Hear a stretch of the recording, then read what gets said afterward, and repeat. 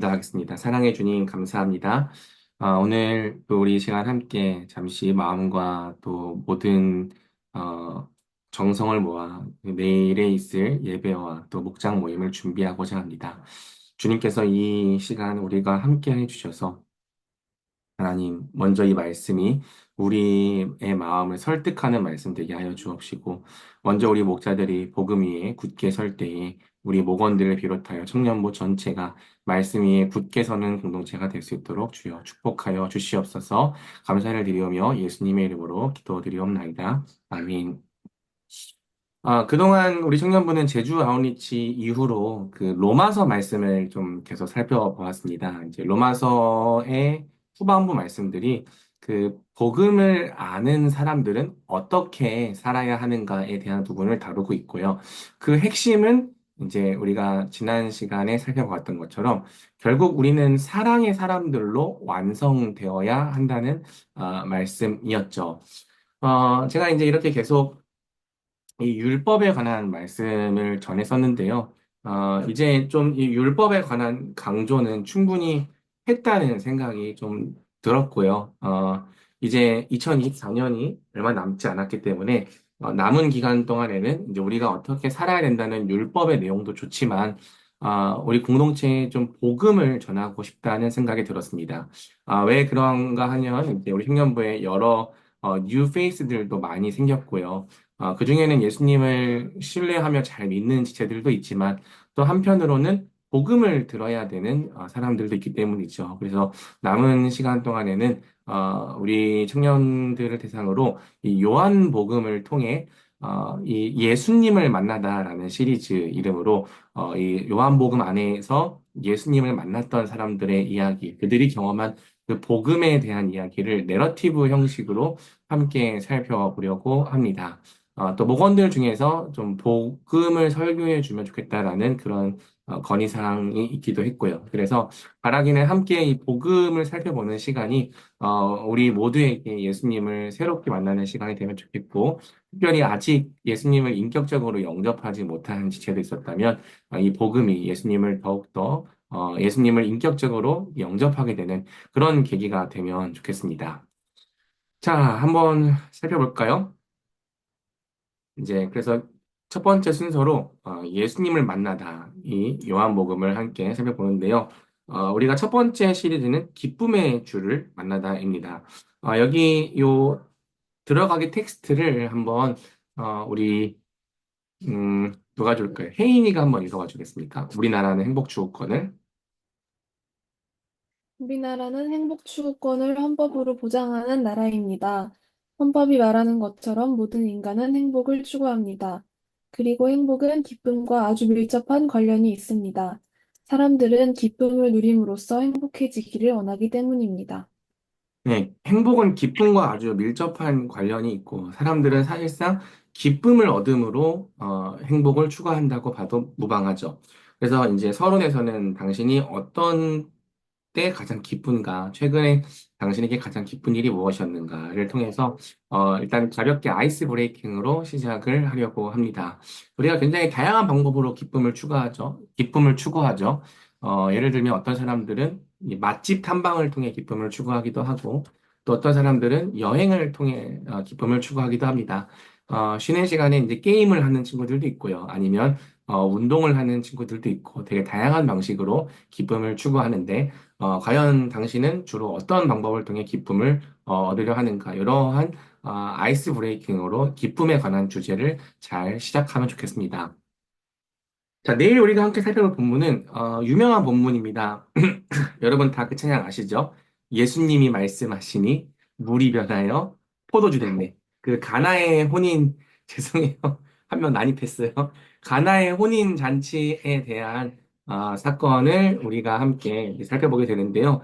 우리가 이제 이 가나의 혼인 잔치에 대한 이야기는 너무나도 잘 알고 또 찬양으로도 부르지만 막상 그게 이제 진짜로 우리에게 무엇을 의미하는지에 대해서는 또 깊이 설교를 들어본 적이 별로 없을 수도 있습니다. 여러분, 하율이만 보고 있는 거 아니죠? 저를 봐주세요. 알겠죠? 자, 아무튼, 그래서 이 사건이 어떤 사건인지를 좀 하나하나 보겠습니다. 첫 번째 관찰입니다. 예수님과 제자들은 갈릴리 가나에 있는 혼인잔치에 초청을 받았습니다. 그런데 본문을 보면 혼인잔치에 문제가 벌어집니다. 그 문제가 무엇입니까? 그것이 왜 문제가 됩니까? 어떤 사건이 벌어졌죠? 결혼식에 포도주가 떨어졌어요. 자, 그것이 왜 문제인가? 제가 이제 해석을 좀 적어놨는데요. 우리 지성이가 한번 이 해석 부분을 한번 읽어줄래요? 당시 유대인들의 혼인잔치는 일주일 동안 계속되었으며 신랑 측에서 음식과 포도주를 준비하는 것이 관례였습니다. 이때 음식을 충분히 준비하지 않아 잔치 때 모자라게 되면 체면을 중시하는 유대 정서상 큰 수치가 되었습니다. 이는 신부 쪽에서 파혼을 요구할 수도 있을 만큼 심각한 일이었습니다. 결혼식은 사람에게 가장 기쁜 순간을 상징하며 포도주 역시 구약적인 배경에서 볼 때 하나님의 복과 기쁨을 상징합니다. 그런데 본문은 포도주가 떨어졌다고 말합니다. 이는 이 결혼식과 신랑 신부의 기쁨이 곧 끝나버릴 위기에 처했다는 의미입니다. 오늘날 우리도 마찬가지입니다. 하나님을 잃어버린 인간은 늘 기쁨을 갈망하고 추구하지만 마치 모래알을 쥐려하는 것처럼 계속해서 기쁨을 잃어버립니다. 음식을 통해서, 유흥을 통해서, 쾌락을 통해서, 인간관계를 통해서 다양하게 기쁨을 추구하지만 어떤 방법으로도 기쁨을 온전하고 지속적으로 누리지 못합니다. 기쁨을 누리지 못할 때 사람은 매우 왜곡된 방법으로 기쁨을 추구하기까지 합니다. 사람은 기쁨 없이 살 수 없는 존재입니다. 뿐만 아니라 기쁨이 없으면 점점 죽어가는 존재입니다. 우리에게는 기쁨이 있어 구원이 필요한 자들입니다. 네, 기쁨에 대한 얘기를 하고 있습니다. 그러니까 포도주가 떨어져 버렸다라고 하는 것은 곧 이 결혼식이 끝나버릴 위기에 처했다는 거고요. 그러니까 결혼식이라고 하는 것은 인간에게 당연히 기쁘고 또 가장 행복해야 될 순간 아닙니까? 그런데 이 신랑 신부의 기쁨이 곧 끝나버릴 위기에 처한 거죠. 기쁨이 바뀌어 슬픔과 고통, 비참으로 변해버릴 위기에 처해 있는 것입니다. 그러니까 이것이 보여주는 것이 무엇이냐면 바로 기쁨을 이미 잃어버렸거나 잃어버릴 위기에 처해 있는 이 인간의 상태인 거죠. 그러니까 우리는 정말 기쁘고 싶고 어떤 방식으로든 기쁨을 추구하지만, 기쁨을 계속해서 지속적으로 누릴 수 있는 힘이 우리에게 없다는 거예요. 그래서 우리가 맛을 통해서도 기쁨을 추구하고 또 노는 것을 통해서도 기쁨을 추구하지만, 그게 계속해서 기쁘지가 않고 점점 그 기쁨이 사라져 간다는 특징이 있죠. 사실 20대들은 별로 공감이 안 될 거예요. 왜냐하면 20대 때는요, 뭘 먹어도 맛있고, 또 맛있는 걸 통해서 느끼는 기쁨이 크고, 또 노는 것도 너무 재밌기 때문에, 기쁨이 왜 없지? 이런 생각이 들 겁니다. 그런데 30대가 된 친구들은 조금 공감이 되겠죠. 아, 이제는 옛날만큼 먹는 게 그렇게 재밌지 않다. 맛집을 가는 것도 뭐 가긴 하지만, 그렇게, 우와, 막 머릿속에서 폭죽이 터질 만큼 그렇게 재밌진 않다. 노는 것도 재미는 있지만 또 옛날에 어렸을 때 밤새도록 놀아도 막 좋을 것 같은 그런 느낌은 또 아니다. 그런 생각이 들 겁니다. 근데 나이가 들면 더 그럴 거거든요. 40대가 되면 그렇고 50대가 되면 그렇고 인간관계를 통해서 누리는 기쁨도 마찬가지죠.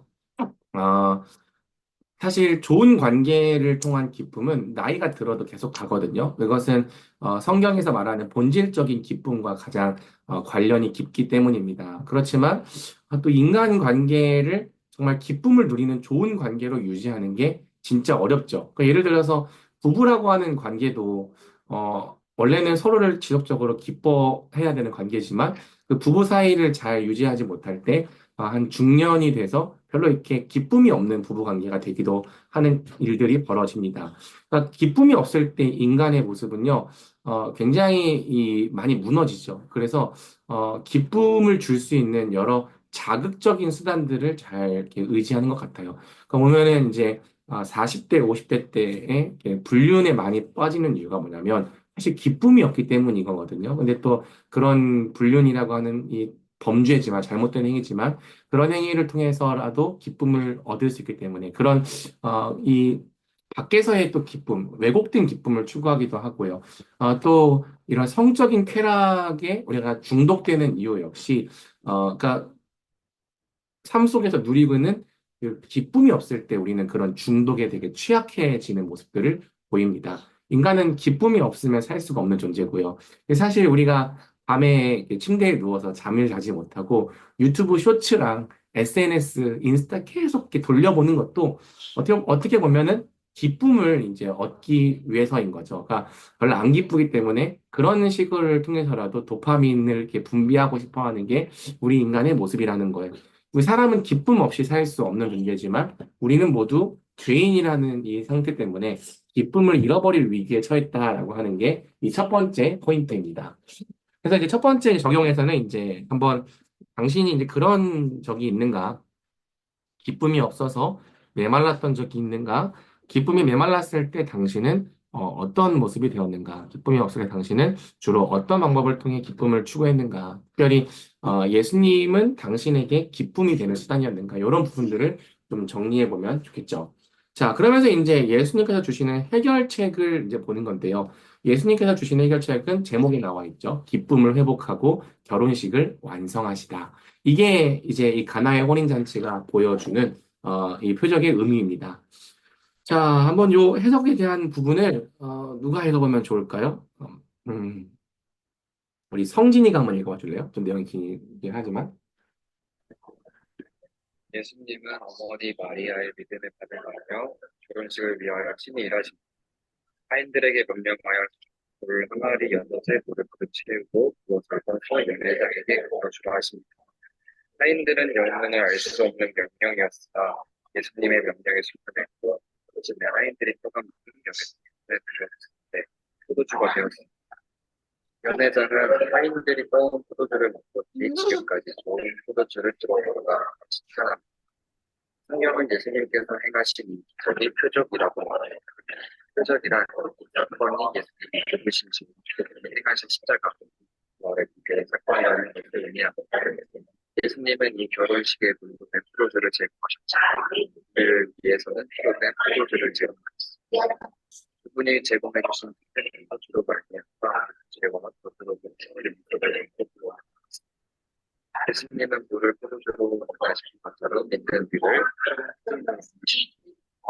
우리를 누구든지 그리스도 안에 있는 자는 새로운 피조물이 되어 이전에 우리가 기쁨을 유지할 수 없었던 일은 우리가 같이 이빨리 그렇게 아직 문제되기 때문에 하지만 이제 예수님은 그분 안에 있는 부활의 생명으로 우리를 새롭게 하시고 하나님의 형상으로 온전하게 될 때 우리는 기쁨을 주고 또 많은 상태에 나가게 됐어요.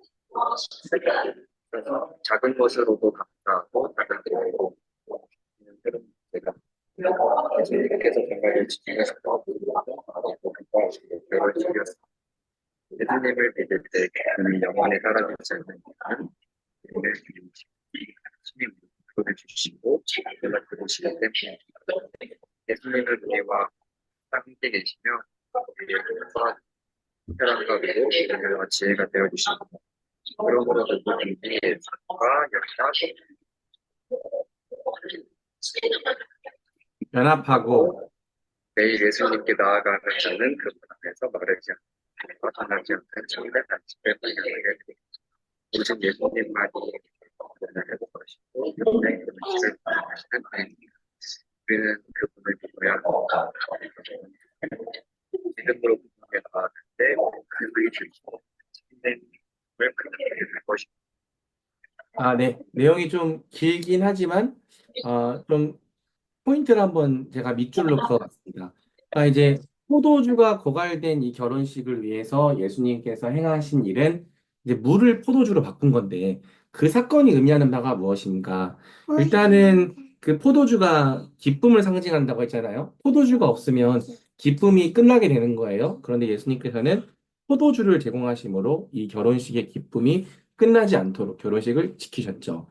이 결혼식에서는 예수님께서 물로 된 포도주를 제공하셨지만 우리를 위해서는 물이 아니라 그분의 피로 된 포도주를 제공해 주셨죠. 우리 예수님께서 잡히시기 전날 밤에 제자들에게 이제 떡과 잔을 주시면서 이것은 너희를 위하여 흘리는 내 피다 말씀하셨죠. 그러면서 내 피는 참된 음료다라고 말씀하셨습니다. 예수님께서 제공하신 그 참된 포도주, 곧 그분의 보혈이 있기 때문에 우리가 기쁨을 잃어버리지 않을 수 있었죠. 우리가 우리의 기쁨을 앗아가는 죄의 저주로부터 용서를 받고 구원을 받을 수 있었습니다. 그 다음에 이제 물을 포도주로 변화시킨 것처럼 예수님은 믿는 우리를 새로운 피조물로 변화시키죠. 우리가 부르는 찬양에도 잘 나와 있잖아요. 예수님이 말씀하시니 물이 변하여 포도주 됐네. 그 후렴이 예수님, 예수님, 나에게도 말씀하셔서 새롭게, 새롭게 변화시켜 주소서. 그러니까 이제 물이 포도주가 된 사건을 이제 우리가 새롭게 되는 사건으로 이 찬양이 고백하는데요. 그거 찬양 기억하면은 이제 이 표적의 의미를 우리가 또 이해할 수 있는 거죠. 그러므로 그리스도 안에 있는 자는 새로운 피조물이 된다. 이전에 우리가 기쁨을 유지할 수 없었던 이유는 사실 우리가 마치 밑 빠진 독과 같았기 때문입니다. 그러니까 우리가 하나님의 형상으로 온전한 자들이었다면 기쁨을 계속해서 유지하고 그 기쁨 가운데 살 수 있었을 거예요. 그런데 우리의 상태가 그렇지 못하죠. 죄인인 우리는 하나님의 형상에 있어서 망가지고 또 마음에 큰 구멍이 생겼습니다. 그래서 아무리 이 땅의 것들로 마음속에 기쁨을 붓고 또 부어도 별로 기쁘지가 않은 거예요. 그 당시에는 잠깐 동안 기쁘지만 그 구멍이 크게 났기 때문에 기쁨이 이렇게 스르르 다 사라져 버리고 상실되어지는 거죠.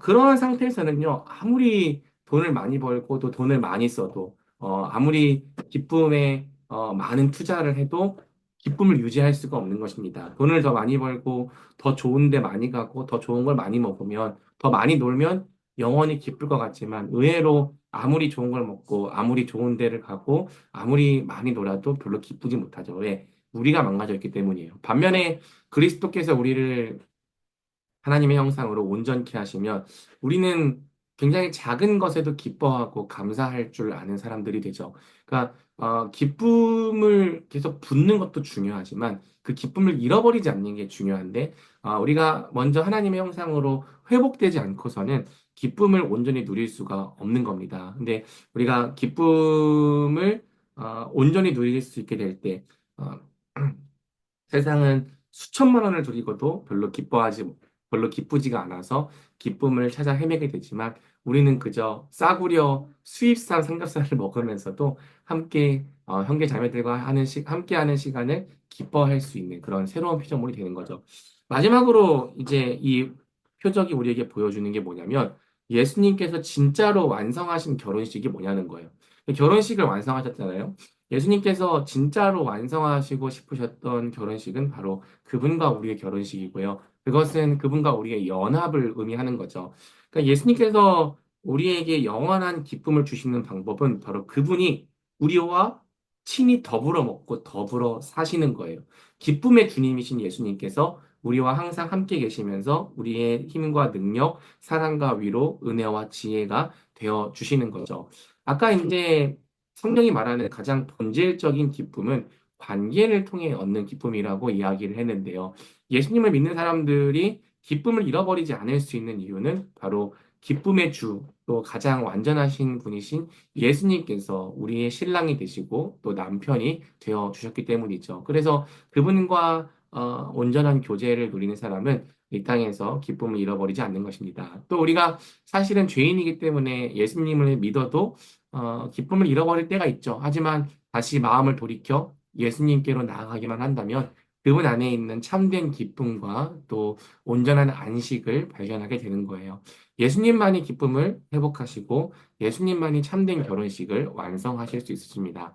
그래서 이 본문은 우리로 하여금 기쁨의 주이신 예수님을 믿으라고 이야기를 하고 믿음으로 그분께 나아갈 때 세상이 줄 수 없는 참된 기쁨을 발견하게 될 것이라고 말해주고 있는 거죠. 이제 가장 중요한 적용이 이제 5번이죠. 예수님을 믿는 당신은 예수님을 통해 기쁨을 누렸던 적이 있습니까? 예수님을 통해 기쁨을 누린 적이 없다면 그 이유가 무엇이라고 생각합니까? 예수님 안에서 참된 기쁨을 발견하기 위하여 앞으로 당신은 어떤 결단을 하겠습니까? 이러한 내용들을 함께 또 적용 부분에서 나눠보면 좋겠습니다. 자, 나가기 파트를 한번 주은이가 읽어줄래요? 아까 했었나, 주은이? 아니요, 안 했어? 응. 제가 할게요. 예수님이 물을 포도주로 바꾸셨을 때 아무도 그 출처를 알지 못하였으나 오직 물 떠온 하인들은 알았습니다. 예수님이 주시는 참된 기쁨은 오직 그분을 믿고 따르는 사람들만이 알 수 있습니다. 그분을 믿는다고 말하면서도 따르지 않는 사람들은 그리스도인의 기쁨이 어디서부터 오는지 알 수가 없습니다. 마음을 다해 예수님을 믿고 순종으로 그분을 따르십시오. 그분께서 명령하시는 모든 일들에 착하고 좋은 마음으로 함께 하십시오. 그렇게 할 때 당신은 비로소 이 기쁨이 어디에서 왔는지 알게 될 것입니다. 그리스도 안에서 기쁨을 회복하는 여러분이 되기를 주님의 이름으로 축복합니다. 네, 그리스도인들이 기뻐하는 기쁨을 세상 사람들은 이해하지 못합니다. 왜냐하면 그들은 그리스도를 만난 적도 없고 따라본 적도 없기 때문이죠. 놀라운 것은 교회를 다니는 사람도 그리스도 안에서 누리는 기쁨이 무엇인지를 이해하지 못하는 경우가 있다는 거예요. 왜? 그 사람은 교회 안에는 있었지만 정말 예수님을 나의 주님으로 믿고 인격적으로 따라본 적이 없기 때문이죠. 어, 그렇지만 우리가 예수님을 따라볼 때, 이 연회장은 이 포도주가 어디서 났는지 알지 못했지만, 물을 직접 떠온 하인들은 이 포도주의 출처를 알았던 것처럼 예수님을 직접 믿고 따라보는 우리는 세상이 알지 못하는 이 기쁨이 어디서부터 어떻게 오는지를 알게 될 것입니다. 바라기는 우리 청년부 전체가 또 예수님을 따르면서 순종하면서 그분을 통해서 얻게 되는 이 구별된 기쁨을 맛보기를 주님의 이름으로 축복합니다.